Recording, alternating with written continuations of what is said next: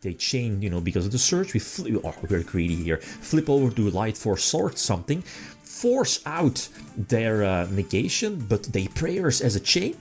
And I'm like, yeah, cool story, bro. We flip over this boss.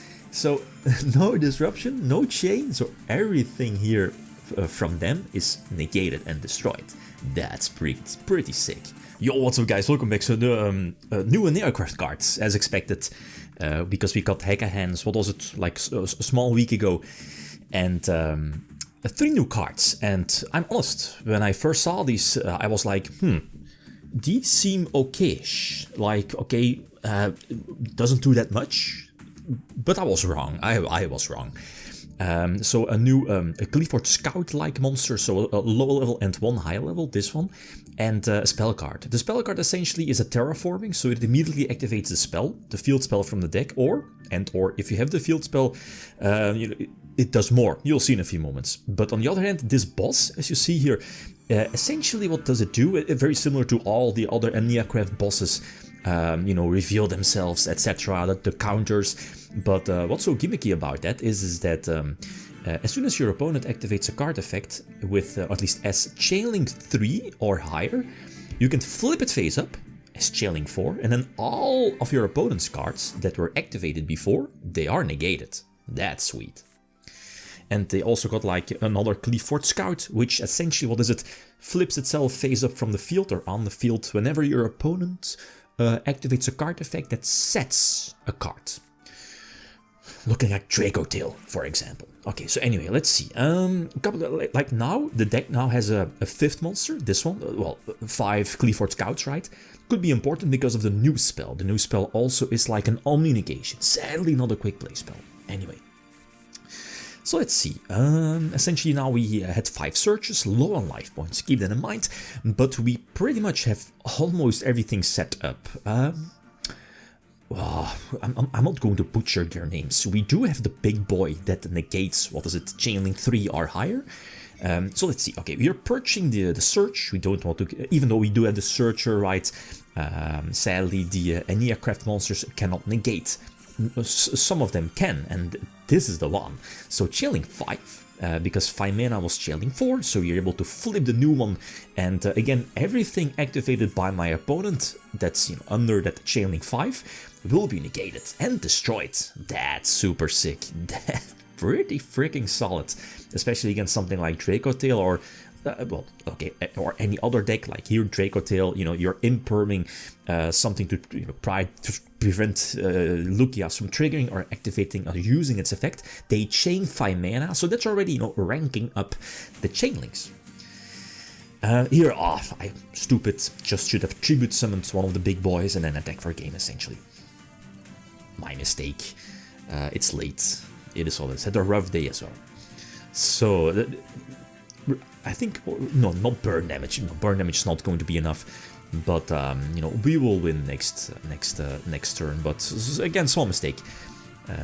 Things might happen, so that's really nifty, right? And as for the main deck, I think it's pretty straightforward. I'm running a little over 40 cards, especially because of the new ones, and I'm a little bit heavier on running with the traps like Imperms, Purges, and my favorite, the Karma card. Okay, this was a long one, but a good one, or solid one. So essentially, very similar setup as before. Turn of events as game number 1, so double search, field spell bounce, draw is important against this deck. But I'm greedy and not special summon the Orgia, I believe the name is. So another 2 searches. Now we drop Orgia just in case of Ash, I guess. On the other hand, I think Ash already would have been used. No. Let's see. Okay, we do have 2 bosses. Yeah, so we drop the big Omni boss, Chainlink 3 or higher. We drop the red boss as well. I think only fine as a one-off, the one that prevents targeting. Maybe. And then let's see. This is the one, the Light Force Sword, the one that destroys and Man-Eater Bug. Yeah, that's this one. Okay, so they activate a card in hand. We flip it face up. It sees Mitsurugi, so we search this one, the one that essentially protects your board from mass destruction. Obviously, you want to have that as soon as your opponent summons the ritual that destroys all of your opponent's monsters. Plus, we do have an extra card in hand just in case to, discard if they use a negation event. Okay, so let's see, Chilling 2, Chilling 3, imagine, you know, they trigger something or whatever, but they don't. Okay, it's fine though, so they are getting a couple of searches, get back the ritual. Now you flip over the, I'm not going to butcher its name, search a card and negate a face-up card on field, I think? Doesn't matter, right, because the monster was distributed. And there it is. So get a search, they destroy the field, want to destroy the field, they chain, you know, because of the search, we're greedy here, flip over to light for sort something, force out their negation, but they prayers as a chain, and I'm like, yeah, cool story, bro, we flip over this boss, so no disruption, no chain, so everything here from them is negated and destroyed. That's pretty sick.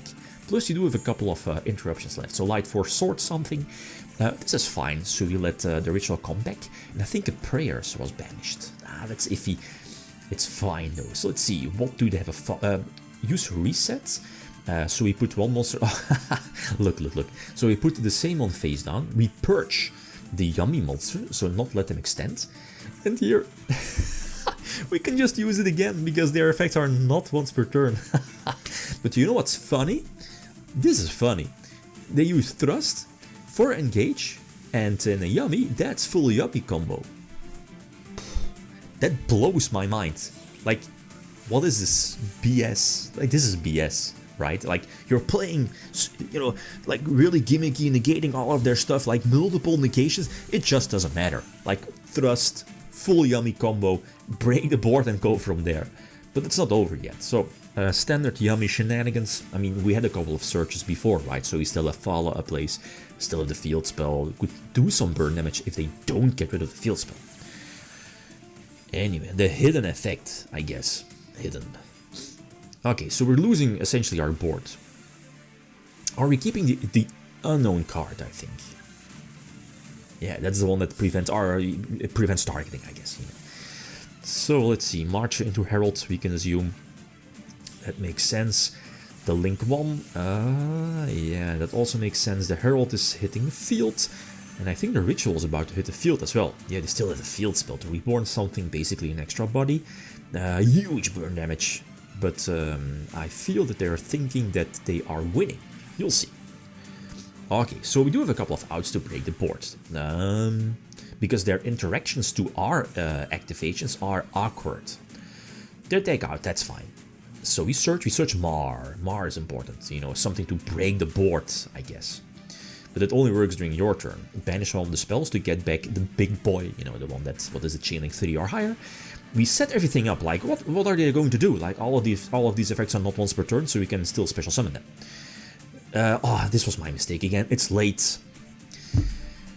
It's fine though, so they use the negation effect. We flip over Mar, because Mar again also has that big Book of Moon effect. They obviously have to herald that, and bam, we flip over this one again. So flip everything, negate everything, you know, before the chain, and everything will be flipped face down. You know, if it's able to be flipped face down. Okay, so let's see, Herald is negated, everything is negated. That's pretty sweet. So activate one of the new ones, which is fine, you know, just a Clifford Scout search. The field spell is important to bounce? Their field spell could be a problem. I mean, on the other hand, we do have our, our Enneacraft that prevents targeting. We get Ashed, you know, which I'll flip over Orgia and Search, the draw spell, but now they are super low on life points, so we will win by burn damage. Or at least, I was like, okay, we can just, you know, flip over and attack. I overlooked their field spell that they can special summon and then, you know, get rid of their attack position monster, so that's iffy, this is all fine, but we can still win on burn damage, which is what I assumed. Okay, so let's see, are they able to get rid of, you know, my field spell or for burn damage? They still have the destroy spell, no? I mean, we can still protect, so it doesn't, and we still have Mar, because again, they are not once per turn. So, really nifty. And yeah, we can just go to the end phase because the field spell survived thanks to Mar. And that's game. So a really long one, but I think this new support, it's fantastic. For Enneacraft, the search spell, the new Clifford Scout, this Omni, chilling Theo higher, it's superb against some decks. Not all decks, but against some decks, it's a blowout card, and it will rightfully win you the game if you are able to activate it at the right moment. Okay, so suggestions are welcome. I'm a huge fan of Raz Fear mode in the main deck, but going first, not really. Okay, thanks for watching. Feel free to leave a comment or like. If you enjoyed the video, leave them signing out. Peace.